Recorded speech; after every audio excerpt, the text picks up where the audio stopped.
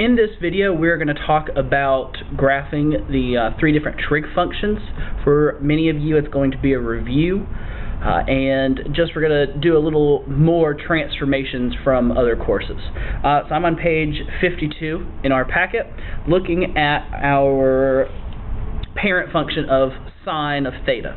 All right, so for our function here, I can label this axis in radians. So what we know is that sine and cosine both are going to be between 1 and -1. Looking at our first maximum here, we know that this value in radians is pi over 2. Our next x-axis tick mark, we're going to label that at pi, and we're going to be increasing by a half each time. So pi over 2, pi, 3 pi over 2, and 2 pi, and so on. Notice here, and you can do this in the negative direction as well. So notice here, pi over 2, pi, 3 pi over 2, 2 pi. And that repeats a pattern another 3 times. So looking here, we know that this value all the way out here is going to be 6 pi, because if a period of my function is 2 pi and I have 3 of those, 3 times 2 gives me that 6 pi. So when it comes to the domain of this function, we are going to say that the x values are going to be between 6 pi and then a negative 6 pi for this current graph. And then we know from the range that y remains between a positive 1 and a negative 1. So the amplitude and period of the parent function here, amplitude is referring to the distance from my midline, in this case my x-axis, to the maximums and minimums. So here we know that my amplitude is 1, because from that midline or the x-axis I'm going up 1 to a maximum or down 1 to a minimum. The period for the parent function is 2 pi.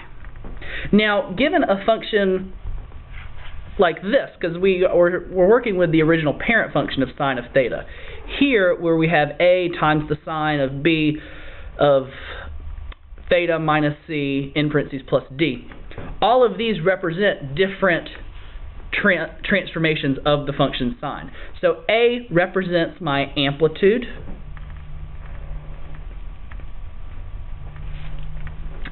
b is going to help me get my period. So the period here for the parent functions is always 2 pi, but we're going to divide by that b term. So in this case, b is 1 of my parent function, so 2 pi divided by 1 is just 2 pi. C gives me a phase shift, which is going to move my sine function to the left or the right. And then D gives me a vertical shift, much like for other functions where we move up or down. So using this knowledge of a parent function of sine, we can apply that to cosine. And so we keep the same labeling for the x-axis of sine as we do cosine. And then we can fill in that we know, okay, there's one period here is 2 pi. I'll have, which when you think of a period, you can think of from 0 to 2 pi, we're going to have one full rotation here. Think of it as applying back to our unit circle, the one full rotation in radians is 2 pi. So our domain here, x is still between 6 pi and negative 6 pi. Our range remains between a -1 and a positive 1. This period here, since there's no transformations, is still 2 pi, 2 pi over 1. And then the amplitude is still 1. So now let's look at tangent. Tangent is labeled a little differently. We have asymptotes that separate our various tangent waves And so our first asymptote gives us pi over 2, and our next asymptote gives us 3 pi over 2, with the center where the tangent changes direction being pi. This right here shows that from pi over 2 to 3 pi over 2, that's a full pi, making our period for tangent pi. And then amplitude is, we're not going to worry about that, not applicable for our tangent function at this moment. And then when we look at the range for a normal tangent function, we're going to come back to this in class. Alright, so now knowing what we know about these parent functions, we can look at some transformations and identify different features of our graph. So now I'm on page 54, the table at the bottom, and looking at the first example, they have our function in the same format as that a sine b theta minus phase shift, all that. Alright, so looking here, orientation refers to if it's a positive or negative out in front of our function. So here is a positive, is not a negative, so it's positive, so our orientation can be thought of as upward. The amplitude here is all about this coefficient that's out in front of sine, so it's 2.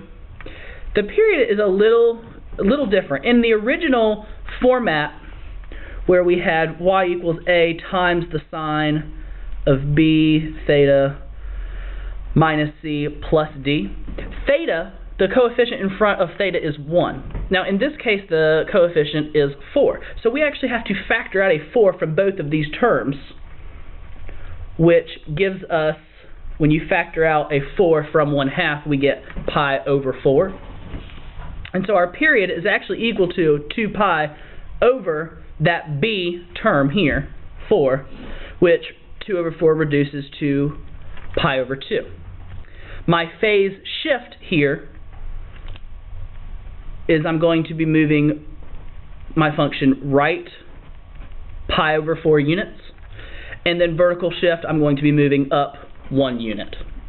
Alright, so now looking at number 2, orientation. Since we have a negative out in front of our function, we're going to be reflected over the x-axis. So it's a downward orientation, we can think of it.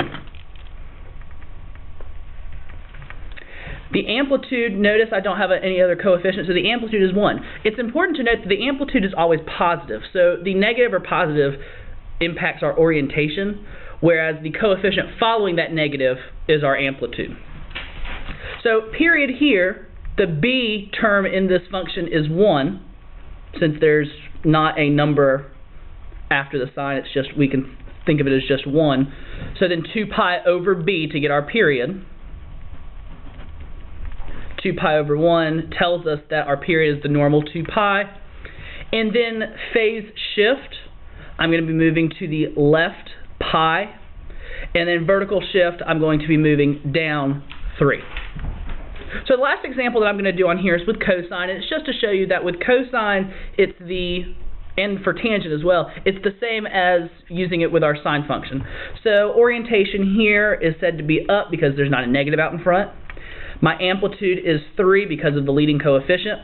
Notice here, I have a pi coefficient in front of my theta, so I'm actually going to factor out that pi, which makes this negative pi into a negative 1. And so my period is 2 pi over that b coefficient, which is pi, which the pi's cancel, giving us a period of 2. My phase shift is right 1, because when I factor out a pi, this term becomes 1. And then my vertical shift is up 2.